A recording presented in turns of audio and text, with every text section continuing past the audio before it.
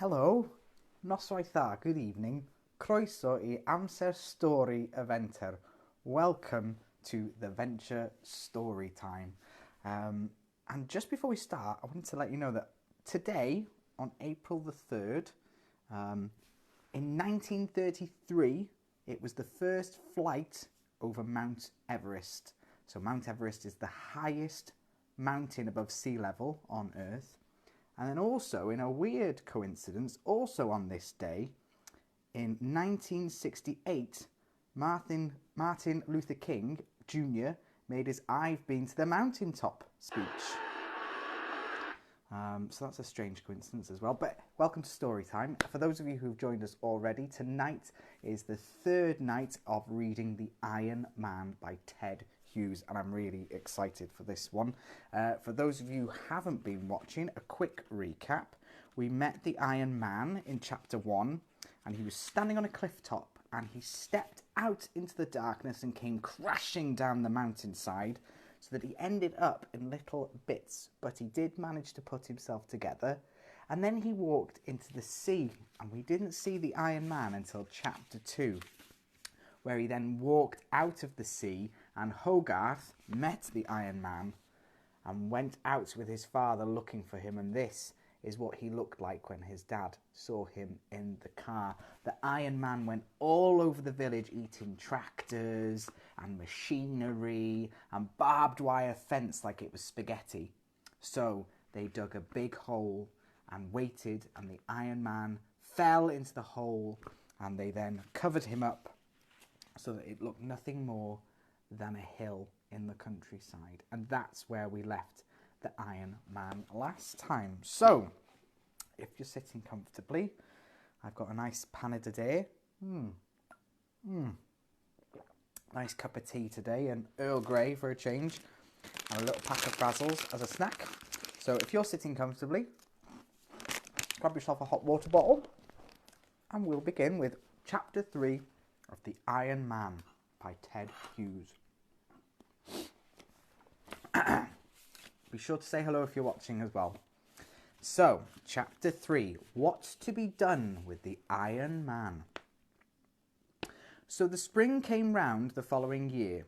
Leaves unfurled from their buds, daffodils speared up from the soil, and everywhere the grass shook new green points.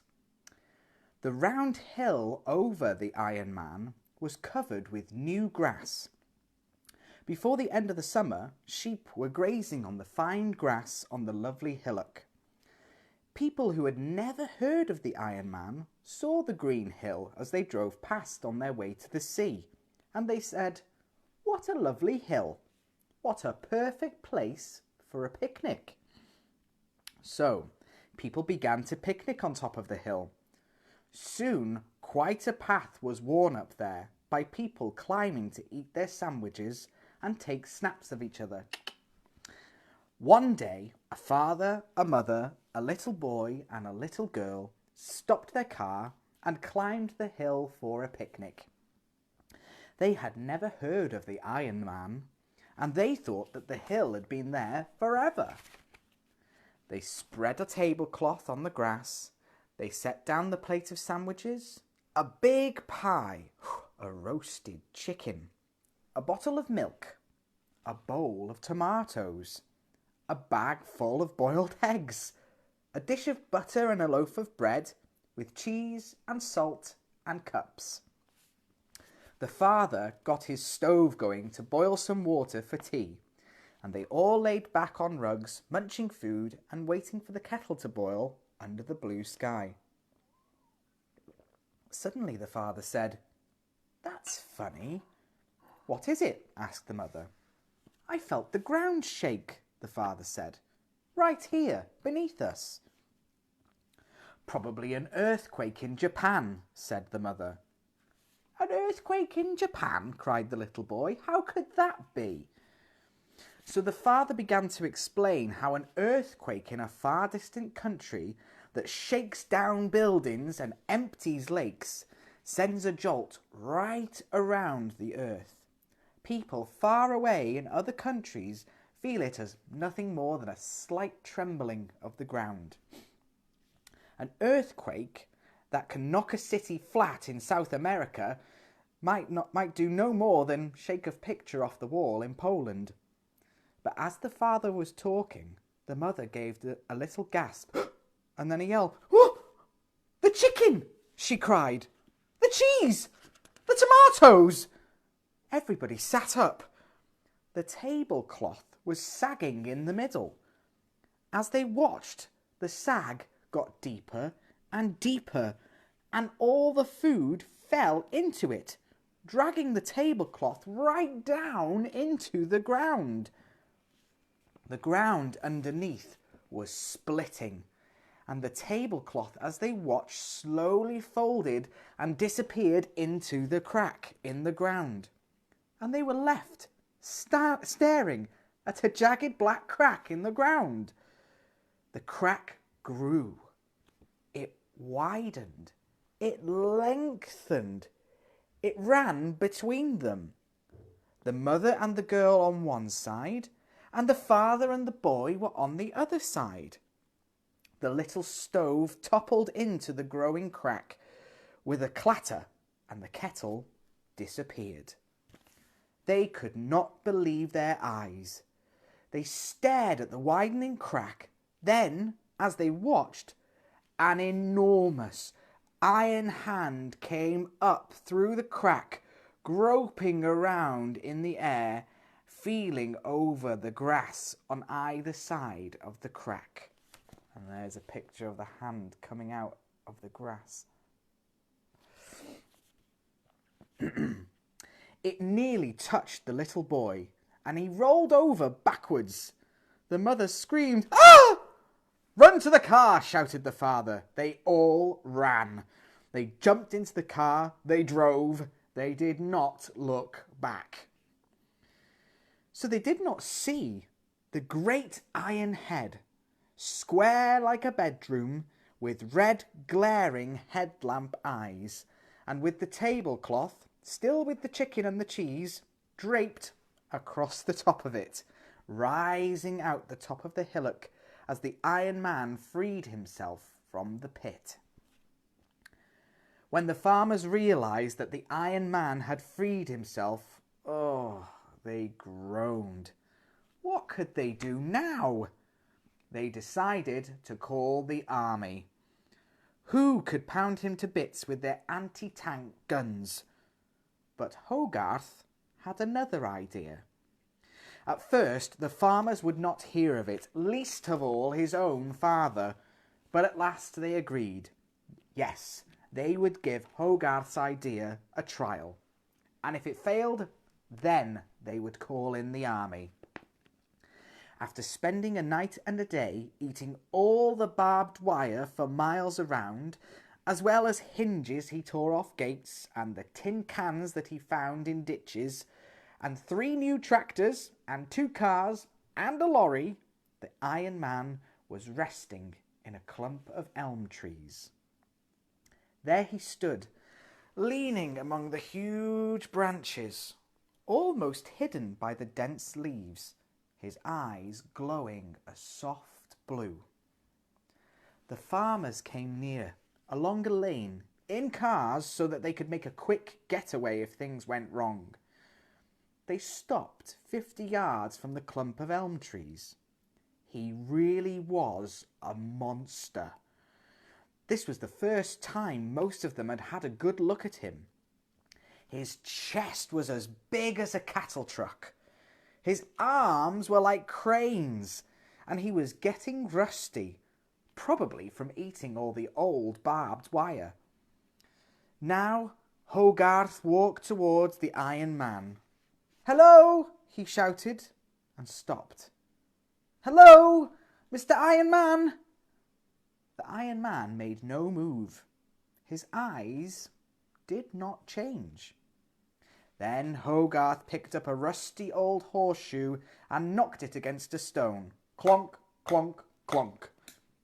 At once, the Iron Man's eyes turned dark blue, then purple, then red.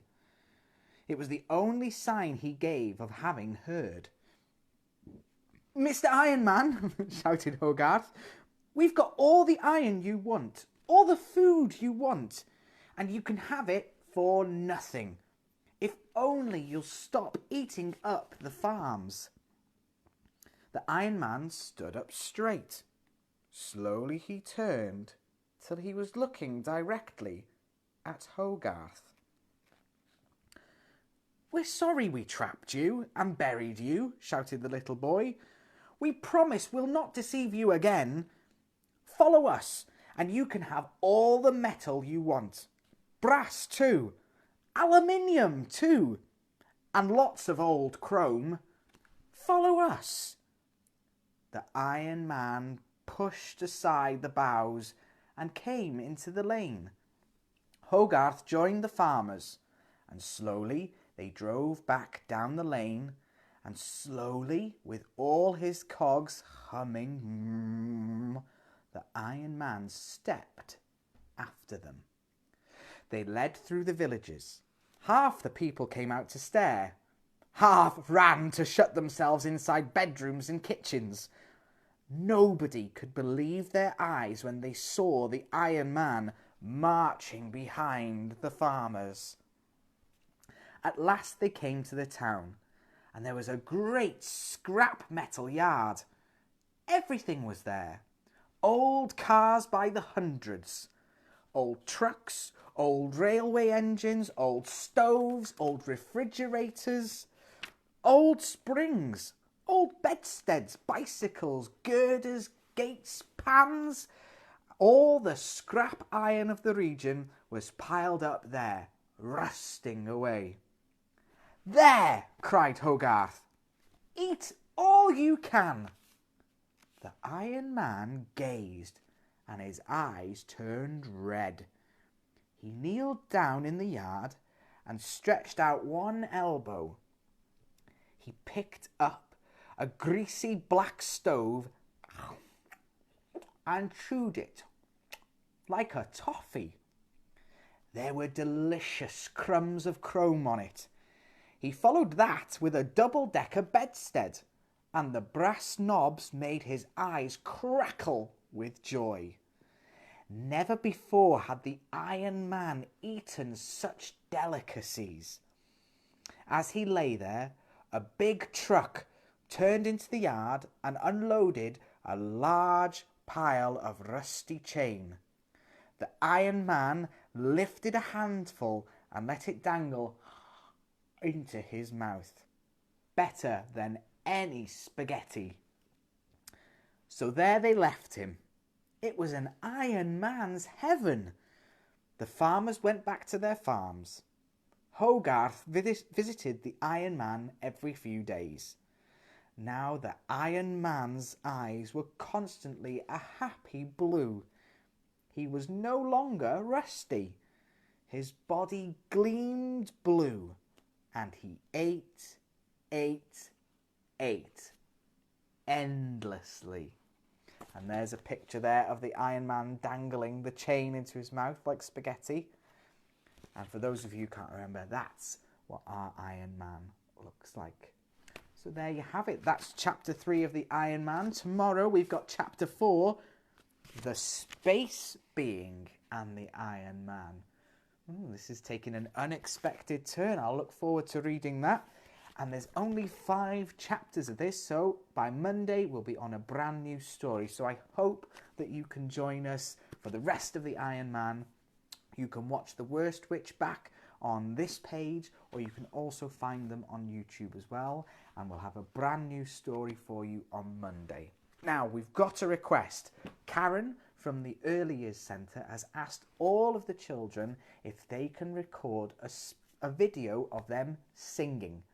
That way, everybody can keep in contact with each other through this page. Now, that's not just for early years, that's for anybody who wants to get involved. So if you come to the playground, or the Val Project, or the youth club, or the Early Years Centre, then we want your videos. So please send in any clips of you singing. It can also be you doing what you're doing at home. Let's see your pictures, let's see your stories, your plays, what you've been building in the garden. Perhaps you've been making a den out of some old bed sheets and some furniture. We would love to see it, and we'd like to share it with everybody else as well. So please get in touch. You can get in touch through Facebook, through our website, theventurewrexham.com, or Messenger as well. You can send it to the Venture on Messenger too.